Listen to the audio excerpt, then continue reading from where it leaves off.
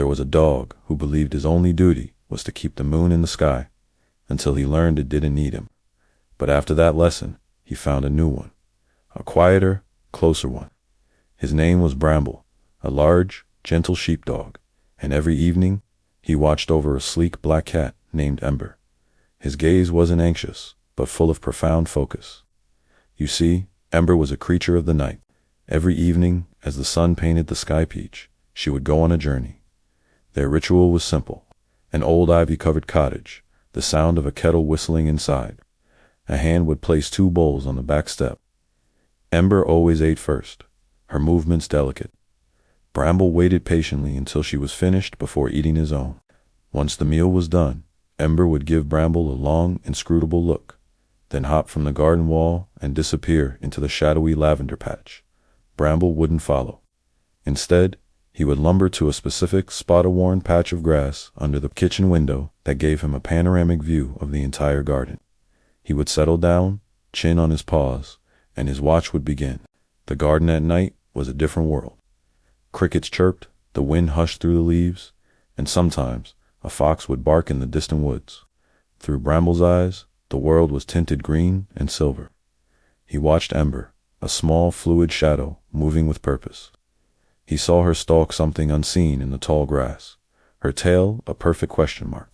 He watched her climb the old apple tree with effortless grace, sitting on a high branch to look at the stars, a tiny silhouette against the vast night.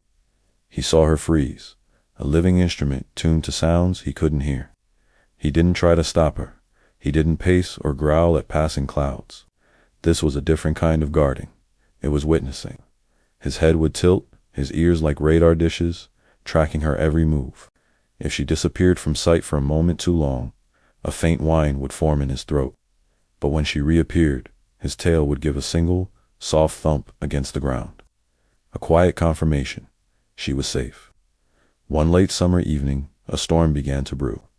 The wind rattled the trees, and the air grew heavy.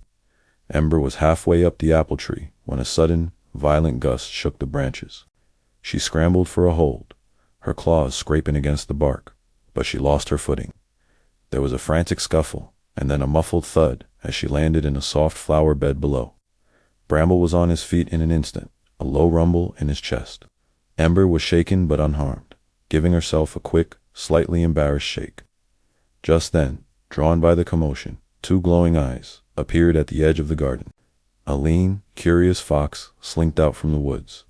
Bramble didn't bark. He simply took 3 slow, deliberate steps forward, placing his massive body between the fox and the disoriented cat. He was suddenly enormous, a mountain of quiet fur. He let out a deep, resonant growl that seemed to vibrate the very air. The fox hesitated, assessed the immovable object before it, and then melted back into the shadows. Bramble turned. Ember had composed herself. They looked at each other across the damp grass. No words were needed. Bramble returned to his spot under the window. But this time, Ember did something different. Instead of continuing her climb, she hopped onto the low stone wall near him and began a meticulous wash. That was unnecessary, she said, without looking up. I had calculated the fall. Bramble just let out a soft puff of air through his nose. And the fox was only curious, she added, not hungry. Bramble repeated. There was a beat of comfortable silence, filled only by the sound of her grooming and the retreating storm. Thank you, Bramble, she said, her voice barely a whisper. He wagged his tail, just once. Later that night, the storm passed. The world was washed clean and sparkling under a perfect silver moon. Ember sat on the wall, Bramble at his post. Why do you do it? She asked softly. You know I can look after myself. Bramble was quiet for a long time, his gaze fixed on the moon. The moon is very far away, was all he said. Ember processed this simple statement. She understood. The moon was far and did not need him. But she was close, and my journeys.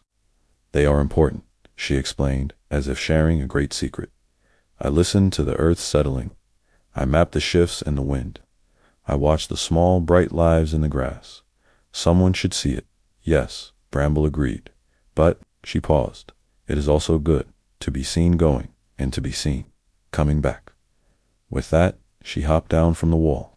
Instead of slipping back into the shadows of the garden, she walked over to Bramble, and for the first time ever, she curled herself into the curve of his front paws, nestling into his warm, shaggy fur. Bramble froze for a moment, surprised by this new development. Then, he gently rested his big head over her, becoming a living blanket. He let out a long sigh of ultimate contentment, a small black circle, nestled in a vast, shaggy warmth. He learned that to guard is not to chain, and to watch is not to cage. Sometimes, the deepest form of protection is simply to pay attention, so the one you care for can be brave. The first hint of dawn arrived, painting the sky in pale pink and gold. Dew glistened on every leaf. Bramble was asleep, a gentle snore ruffling his fur. Ember was still curled against him, also asleep, perfectly safe. As the first true ray of sun touched the garden, her eyes opened. She gracefully extracted herself from his warmth, gave Bramble's ear a quick, fond lick with her tiny rough tongue, and padded silently toward the cottage door. Bramble woke a moment later. He saw the empty space where she had been, then looked up. He saw her waiting by the door, looking back at him. He got up, stretched into a dramatic downward dog, and ambled toward her. They stood together at the threshold. She looked out at the waking world. He looked at her until tonight. Then, she said. Bramble gave a soft, happy woof in reply. He nudged the door open with his nose, and they went inside, together, as the new day began. The peaceful, sunlit garden was quiet once more. The worn patch of grass under the window was empty, a testament to the watch that had ended until dusk returned. Thank you for watching. If this story touched your heart, please like and subscribe for more tales from our little corner of the world. See you next time.